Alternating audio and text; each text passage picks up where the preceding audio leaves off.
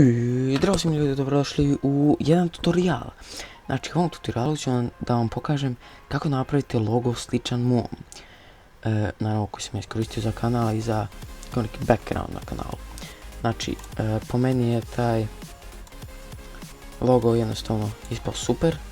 Nadam se da će se i vama svidjeti ako ga već niste vidjeli. A mislim da ste ga vidjeli. Znači, kao prvo treba da kažem da ja za ovo koristim Photoshop CS6 Portable. Znači link za download ovog će biti u deskripciji, to je torrent file. Znači naravno možete da ga instalirate preko ovog magneta, ali sad to nije važno. Znači ako to već niste uradili, idite to uraditi, instalirajte ovo, veoma je lagano. I da, znači kad ste to uradili, otvorite samo ovo i idete na file. Znači započnemo new i ovdje ćete samo napišete 1280 i ovdje 720. Ovdje samo bude 72. Dobro, znači kad ste to uradili pritisnete OK. I evo ga, imamo vaš background.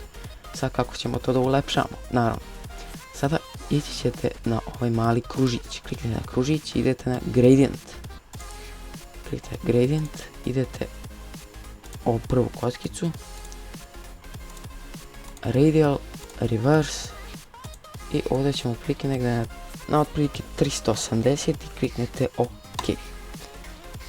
Znači, to je mislim to u vašem backgroundu, a sada prelazimo na onaj malo komplikovaniji, teži deo naravno, tome kako da ovo stvari zalepo, znači da nacrtamo svoje slova i da uvećamo efekte i bla bla bla.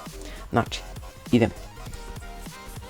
Dobro, znači kada ste to uradili, idete, idete na tekst. Ovdje ja sam instalirao jedan font, Batman Forever, znači ko ćete fontove idite na dafont.com i ukucajte Batman Forever, nemojte ovo alternate. To nemojte da kucajte, samo ukucajte Batman ili Batman Forever. Znači, ja ću da iskoristim ovo svojstvo ovog svog kanala, XG, i stavim otprilike na sredinu. Da. Znači, kada ste to stavili, samo kliknite ovdje, završili i onda idete na ovdje, znači, vi možete da iskoristite bilo šta, znači možete ovaj kružić, rounded, rectangle, bla. Ja sam iskoristio ovu kockicu. Znači, ovako.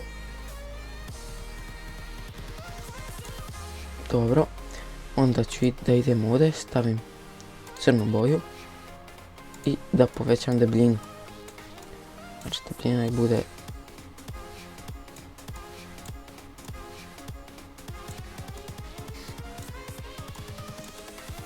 mislim da bi ovako bilo u redu. Možda nije malo više. Dobro. Kada ste to uradili, znači to je urađeno. Sada držite CTRL i znači imamo, vi ste naravno na ovom rectangle 1, to ste iskrenuli. Kliknite na DXG ili šta god da vam piše na tekstu i samo to stavite ovaj kao mali folder. Prevučete to do foldera i napravili ste grupu. Ok, ali sada opet ćete da kliknete na rectangle i pritisnite CTRL-T i CTRL-Alt. Znači, CTRL-T ste pritisnuli, onda pritisnite CTRL-Alt da biste uradili ovo.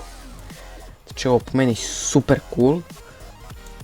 Samo ovako raširite i kliknite na ovdje OK kad ste završili.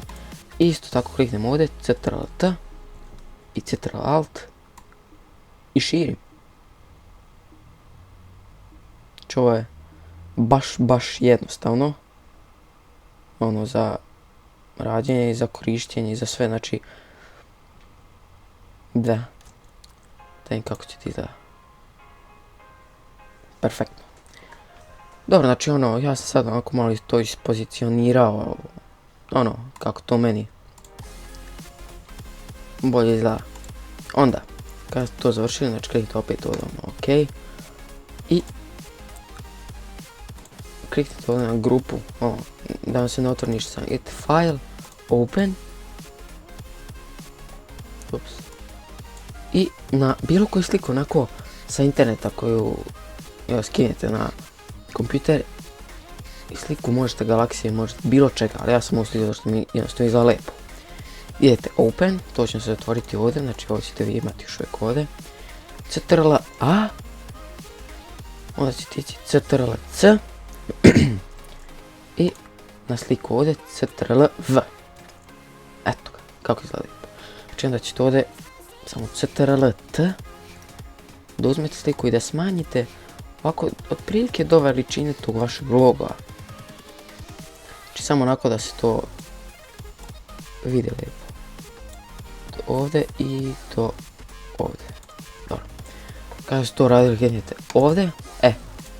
Sada je onaj super deo koji jednostavno čini sliku i sve ovo što ste nacrtali. Wow. Znači ovdje držite Alt dok vam je miš ovdje, znači na ovoj otprilike poziciji. Držite Alt, idete do gore, do ovog layer 1 i samo kliknete kad imate ovu kockicu i ovu strelicu i bang! Zar ne izgleda ultra? Znači ono, wow! Jednostavno ne znam šta da kažem. Znači vi možete da uradite bilo šta drugo, bilo kako drugačije to napravite, ali ovo jednostavno meni izgleda super. Da. Eto, znači to bi otprilike bilo to. Idete na kraju ako ćete sačuvati na file, export, render video i untitled primjeno ću sam. Render i slika vam je sačuvana. Naravno gdje ste sačuvali ne znam, možete to podesite. I da. I znači to bilo to ljudi. Ako ste uživali u klipu, like, subscribe, share. Nadam se da sam vam pomogao oko vašeg izbora ili pravljenja ovog logoa, zato što meni izgleda stvarno super.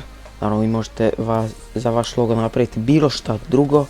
Ja ne kažem da morate da se zustavite na ovome, možete vi da dodajete još puno drugih stvari, ali da, znači, ako se svidio video, like, subscribe, share i vidimo u sljedećem videu, ćao!